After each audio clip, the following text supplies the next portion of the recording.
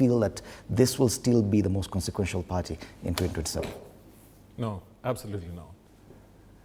In my humble view, the fracturing of ODM is inevitable. It will fracture, come what may. The forces, the internal forces of disintegration are at play. You can see that. Even the donning of their color orange, you see they came in dressed up in different attire. You know, the coloration is that it speaks volumes.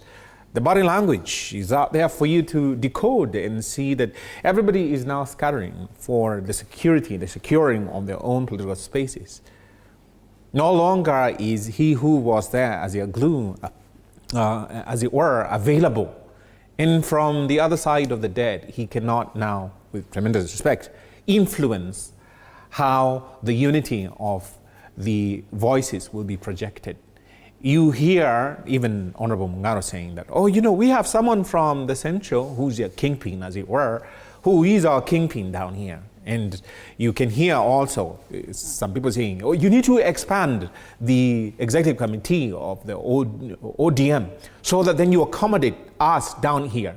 And then you hear some other person saying that, no, you, Honorable Sifuna, you better watch out. If you are going to try and rock ODM, even though he's expressing sentiments, which probably the majority hold, I'm not certain about that, and it's almost like a veiled threat that, look, you will probably need to pack up and go.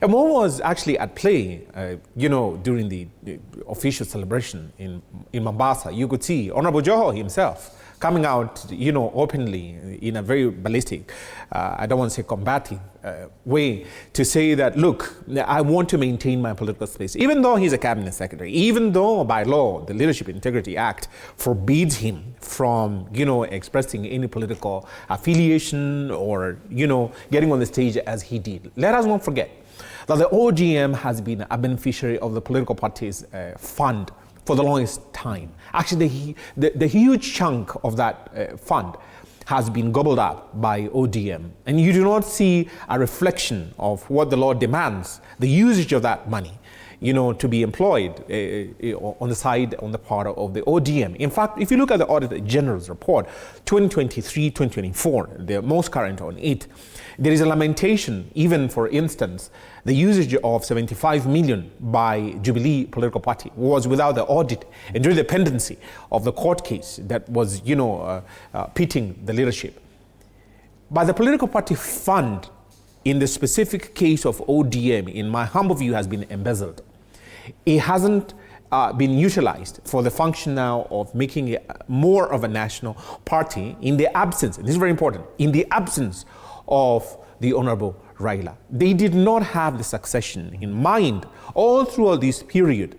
It's almost like they immortalized him in a way that they never visualized that he would get to a point that they would need a successor with equal, you know, force, influence, and capability to bring the cohesiveness of the political party known as ODM into the future with the same sort of effect as when Raila was there. So that shortfall, in my humble view, is what will lead to the fragmentation of ODM. And while at the same time, with the assertion by these individual politicians who want to say, I'm the kingpin here, I am the kingpin there. Now, weighed against the force of UDA, and in particular what we saw play out during this dinner celebration, you find that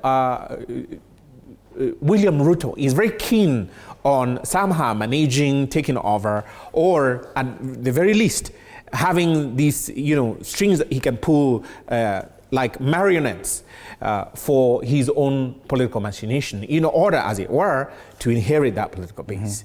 Will he succeed? So I'm saying, when now you factor that in, and there is this faction of the ODM politicians who see that that intrusion comes to dilute the visual perception of the average Kenyan person of the ODM's policies and stand as now having merged with the government, tainted as it is, anti-people as it is, anti-progression as it is, with all the ills that are attributable or attributed to UDA, then you find that the faction in ODM seeing an enemy in UDA will not tolerate or have that. So that, in my view, is what will lead to this fragmentation. And ODM can no longer then have that, stalwart political party as it did in the past. That past, in my humble view, is gone for ODM. And most pundits do agree that yes, ODM definitely is in crisis and could simply end up scattering in different ways.